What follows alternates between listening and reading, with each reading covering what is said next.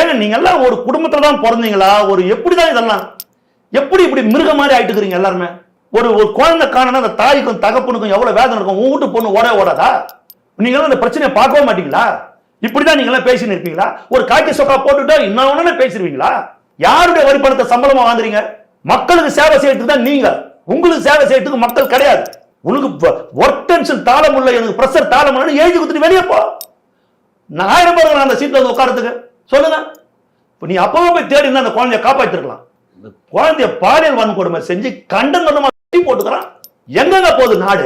இதை மறைக்கிறதுக்கு கேஸ் காலி ஆகி போச்சு, ஆர்ப்பாட்டம் பண்ற ஸ்டாலின். இந்த செய்தியை மறைக்கிறதுக்கு தாவேகா பிஜேபியோடு கூட்டணி வைக்கிறது. மக்களை மாத்துறாங்க. தூத்துக்குடி சம்பவத்தை வீட்டுக்கு பேசிட்டா. நான் கேட்கிறேன், ஒரு நிர்பயாவை டெல்லியில ஓடுற பஸ்ல ஒரு நிர்பயா கெடுத்தான். ஒரு மருத்துவ மாணவ 23 வயசு பொண்ண ஒரு நிர்பயா. இந்தியா பத்தி எரிஞ்சது, வட மாநிலமே பத்தி எரிஞ்சது. நிர்பயா வழக்குன்னு ஒரு வழக்கு வந்தது. ஒவ்வொரு நாளும் என் தமிழ்நாட்டில் நிர்பயாக்கள் உருவாக்கி கொண்டே இருக்கிறார்களே. இந்த தமிழ்நாட்டு மக்கள் என் கொதிச்சு எழ மாட்டேன்றாங்க. சப்பாத்தி துன்ற பானிபூரி துன்ற அவனுக்கு இருக்கிற உணர்வு உனக்கு ஏன் இல்ல? ஏதோ ஊடி எறியுது. உன் வீட்டு மேல நெருப்பு விழுந்தாதான் கத்துவேன், ஐயோ பதறுவேன். நாளைக்கு அந்த நிலைமை உனக்கு வராதா? சிந்திச்சு பார்க்கணுங்க.